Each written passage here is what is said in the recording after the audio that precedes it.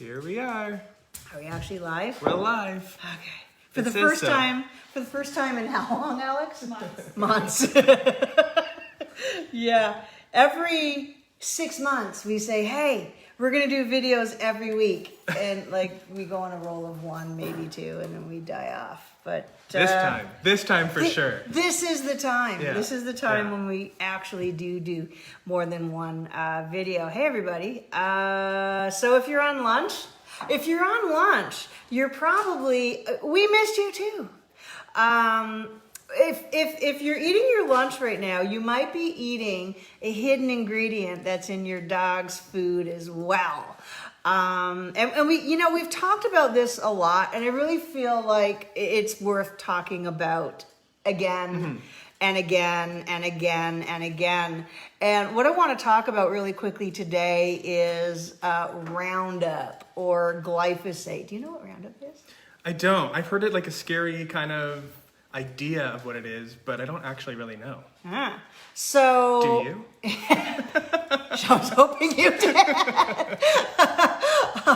So Roundup is just basically, it's a pesticide that they spray on crops, right? And it just kills the bugs. And it seemed like a really, really good idea at the time. But there's four really big problems with Roundup for your dog. And the first is, you might not know this about Roundup and its main ingredient, glyphosate. Glyphosate is actually patented as an antibiotic. So, and the point I want to make is that Roundup and glyphosate are just so pervasive. They are on pretty much everything you're eating. But we'll talk about this in a second. There's some foods that are much higher in glyphosate than other foods, and we'll kind of talk about that and how you can identify those. Is it on things that we're eating as well? Yeah, that's why I don't like the Taco Tuesdays so much. Because did you notice, like, I'll bring up my own tortillas sometimes because they're organic ones. Because so do you want to talk about where you would find Roundup first? Does that make sense? Okay, so if you're feeding your dog kibble, you are absolutely feeding him Roundup and glyphosate. They did a study where they randomly tested 18 different pet foods. And they said, okay, how many of these have glyphosate in them?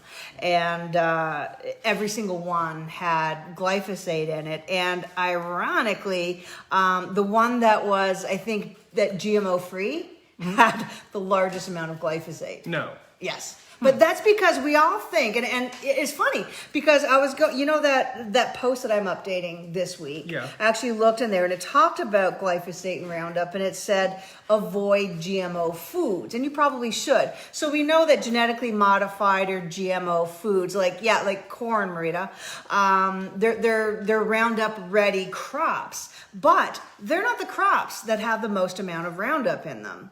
The crops that are the OWL crops, OWL, oats, wheat, and legumes. And the reason these have more glyphosate or Roundup than any other crop is because they desiccate them. And what that means is right before they harvest, and I saw this happen, they planted soy across a road from me, and about a week before they harvested it, they just took a truck in, sprayed the whole thing with Roundup, and then they got their crop and just sent it off for you to eat, right? So whereas a Roundup ready crop doesn't need that much Roundup, these desiccated crops are just filthy with glyphosate, filthy.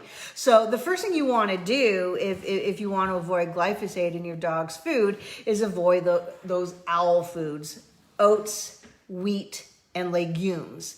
Under the legumes category, you will find chickpeas, peas, any type of bean, and potatoes actually aren't legumes, but potatoes are also desiccated as well, as is soy, as I said. So chances are, again, 18 out of 18 dog foods all have glyphosate in them, and owl foods really bad. Now, of course, what happens if you don't feed your dog oats, wheat, or legumes? There's still going to be Roundup in there because it's just so pervasive in the environment. So if you're feeding corn, of course, they're spraying it with Roundup at the same time. So what the study found was the more fiber there was in the food, the greater the amount of glyphosate. And it makes sense. So said another way, the more plant matter or starchy food there is in your dog's diet, the more glyphosate he's eating. And so let's talk about why that's a problem. First of all, I do want to say that this is a topic that's near and dear to my heart. I used to live, my old house, we were surrounded by a sod farm. And, I always kept the dogs off the sod farm, but I'd go there on the winter. And then the first year that they stripped the sod farm, I'm like, yay, all the sod's gone, so they're not going to be spraying. Isn't that awesome? What I didn't know was when they strip the sod, they don't want it growing back up for some reason, I guess to keep the weeds down. So they take the entire field and they spray it with Roundup, just to kill everything in its path, right? So then it's just sitting in the soil. Yeah, and there was apple trees that surrounded this field, and it was all sprayed on the apple trees as well. So they sprayed it in November. Within 30 days, my Simon started showing signs of a brain tumor. And I lost him in February. By that point, my Aaron had the same brain tumor, and I lost him in April. Wow. So it literally killed my dogs within just a few months. And what you have to consider is it's not just the glyphosate, because what they do is they mix it with other toxic chemicals as well. And it's just so incredibly toxic for your animals. And finally, and you probably heard this, there's studies now that show that Roundup absolutely can cause lymphoma and other cancers. There's I think 50,000 lawsuits currently pending against it's not Bayer bought Monsanto. So we always used to say boo Monsanto for having Roundup in the world, and now it's boo Bayer. Boo Bear. I like that. So here's $1 million question. Why do you want to avoid glyphosate in your dog's food? The first is this. Would you voluntarily sign up for giving your dog antibiotics every single day? You probably wouldn't, because you know that would be really, really bad for your dog and devastating for the bacteria that live in his gut. Roundup was originally, it was patented as an antibiotic. So when you're feeding your dog foods with Roundup in it, you're giving him antibiotics every single day of his life. And the funny thing is the way that Roundup kills bugs is that they have something called it's a metabolic pathway called the Shikimadi pathway, and it's how they manufacture their amino acids. So it disables that Shikimadi pathway. So they say it's safe for you, it is safe for your dog and all the other animals out there because we don't have this metabolic pathway, and it's true.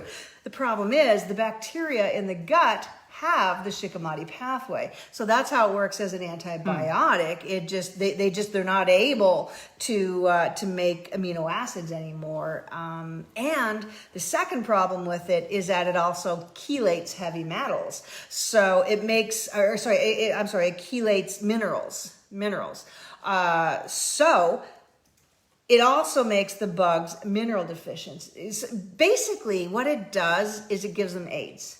It gives them AIDS, and they shrivel up and they die. Now, of course, your dog's not getting the same extent as this, but all the bacteria in his gut are getting this. Plus, he's eating all the toxic chemicals that go along with it, all the heavy metals that he needs to get out of his body that are part and parcel of the glyphosate. And the thing is, it gets in your dog's liver cells and it really makes his liver unable to detox. So not only can he not detox the glyphosate, he can't detox anything else.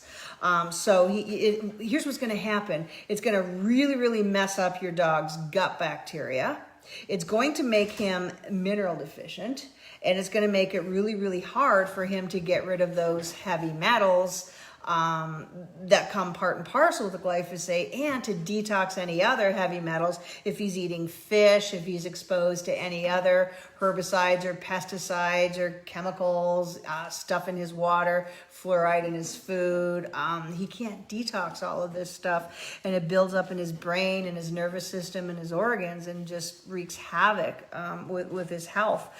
So those are all of the reasons why you really don't want your dog eating glyphosate or Roundup. It's pretty scary. Like Christina just said, it was scary, and like it really is. And it's like it's funny because like they say it's supposed to be doesn't harm. They say it's not going to harm you, but it's hard to argue with that. Yeah, it is. And it's funny because I think the state of California has actually said, no, this stuff causes cancer, dude, and because it's California. But the EPA, the Environmental Protection Agency, they're just bought, right? They're just bought. So they've really, really backtracked on it, and they said, no, it's safe. Go ahead. They actually, one of the officers for the FDA literally said it's safe as long as you're not eating it every day. Well, it sounds like we are eating it every day. Well, we are, right? And the problem is, and you're right, how long do you think glyphosate stays in the soil? I'm sure a long time. Yeah, 20 to 25 years. And it doesn't a really long time. A really long time. And it doesn't go in the soil, it just stays on the top. So guys, if you have neighbors that spray Roundup, or you live around in the country like I do, and they might be spraying the fields with Roundup, and it's rained, don't go near that place, because all the Roundup is just, you can see it. It's just like this foam, right? And it just sits on top of the soil. And then what does it do? It runs off into our water and makes the world just a wonderful, magical place for all of us. And the other thing is these Roundup ready crops, these genetically modified crops, right? They blow into not GMO crops, and they just make us a lot of cross-contamination. A lot of cross-contamination. So if you want to avoid this stuff, and I recommend that you do, then stay away from foods that have the owl ingredients, right? The oats, the wheats, and legumes. And you also want to feed, and I noticed somebody commented earlier, that's why I feed raw. Yes, that's why, and everybody goes, what's so great about raw? And nothing. There's nothing great about raw. It's just the fact that it's a diet where you can feed your dog without all of this starch content. Starch on its own, aside from the amount of glyphosate that it has, starch on its own is going to cause, metabolic disease and inflammation in your dog. It's full of lectins, anti-nutrients. It's just, it's not the best thing to feed your dog.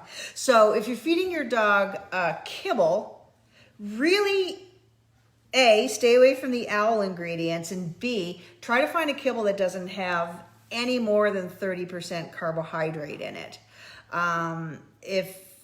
Does anybody here not know how to calculate carbohydrate in their dog's food? Let us know in the comments, and then we'll circle around and we'll show you how to do that, because it's really, really quite easy. Do you know why?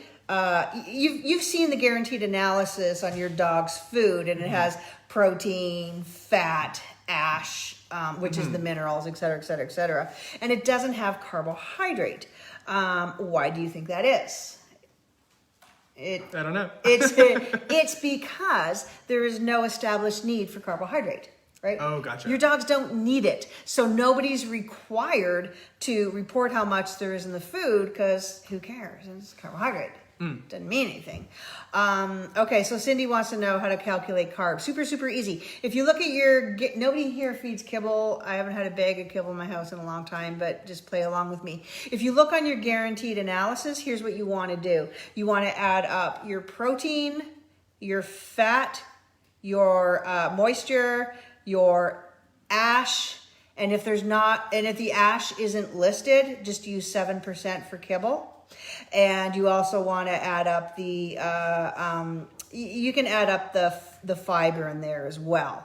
And then you add those up and subtract from 100, and then that will give you your percentage of carbohydrate in there. And what you will find is that most kibbles are 40, 50, 60% carbohydrate.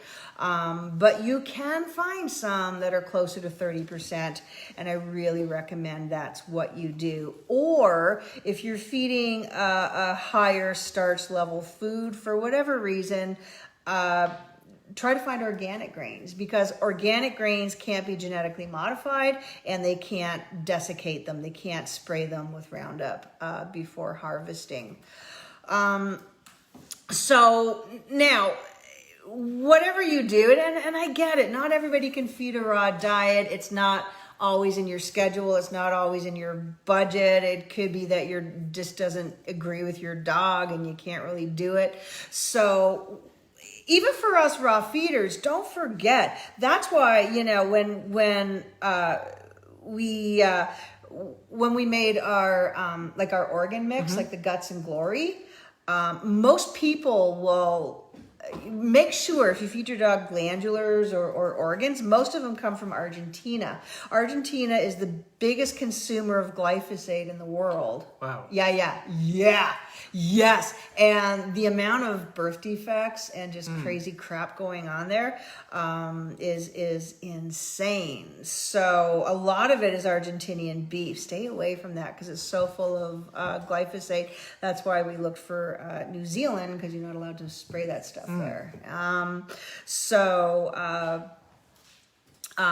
But here's the thing. If your animal is conventionally raised, if you're feeding a conventionally raised chicken or pork, they're eating grains, even cows, because they're finished on soy and corn. They're eating grains that are just all full of glyphosate. So they're just the middleman, and they're passing that glyphosate on to your dog.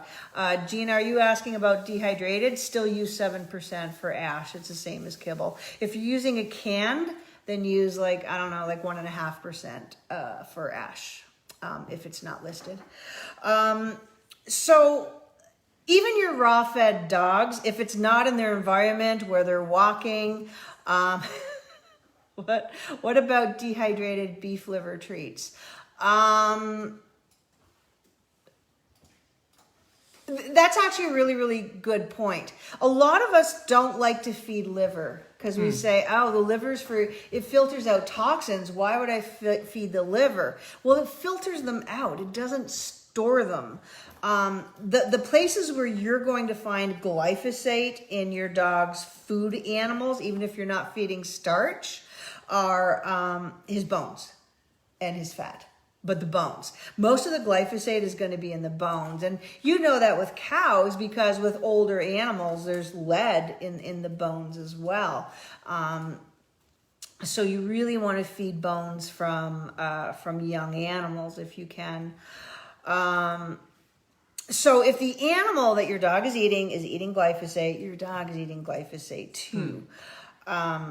That's why you really want to try to stick to grass-fed and grass-finished animals that aren't eating grain, and hopefully, if it's in your budget, organics that they're not exposed to glyphosate. But there are some things you can do. I don't care what you're feeding, especially if you're feeding kibble, but less so if you're feeding like a raw diet or a carbohydrate-free diet. There are things that you can do to help remove these heavy metals and these toxins from your dog's body. There was a study in Germany, I think, and they looked at cows, and you can measure your dog's glyphosate. Hey, Nicole, do we still have the HRI tests here? We may have one or two. Are they in the closet? There might be. Can you grab one for me if you don't mind? And I'll show you the test that you can use because you can actually test your urine and your dog's urine for glyphosate presence as well. So what they did was they looked at these cows and they tested their urine and they looked at their glyphosate exposure. And then they fed them 3 things. The first was activated charcoal. The second was sauerkraut juice powder, which is a prebiotic. And the third was humic acid, which is a healthy like dirt or soil. And then they measured the glyphosate content in their urine, and it was really, really reduced. And this is all research that we did with Dr. Patricia Jordan when we were making Protect. And that's why we have some just weird ingredients in Protect, because it's there to help remove all this glyphosate damage from your dog. Because there was also a study in so that's why we added the humic and fulvic acid to it. Also bentonite clay and chlorella. Thanks. These things will all bind to the heavy metals from glyphosate, and they bind to it, make them inactive, and they help remove them from your dog's body. Then there was a human study, and they found that burdock root and dandelion root help the liver detoxify glyphosate better. So those are things that you can do. You can add humic and fulvic acid. You can add sauerkraut juice. Just make sure there's not a whole lot of salt in it. And also dandelion root and burdock root. And all of that will help, because remember, glyphosate kind of messes up your dog's liver and it can't really excrete all this toxic crapola that's part and parcel of Roundup. So the liver really, really needs help from these herbs. So dandelion root and burdock root will help the liver detox from this. And then the humic acid, fulvic acid, chlorella does a good job of this, and even bentonite clay will bind to those heavy metals and then help your dog exit them from his body. So HRI Labs, this is really, really cool. This is a Health Research Institute. Can you see it? Oh, it's backwards. Just see how good your backwards reading skills are. But this is just like a simple urine test that you can do. And what's really, really cool about this is you send it in and then they'll give you the glyphosate amounts in your dog's urine so that, and you can do it on yourself too. And you know what's really, really fun is like go eat some like pasta or something, and it's kind of sad.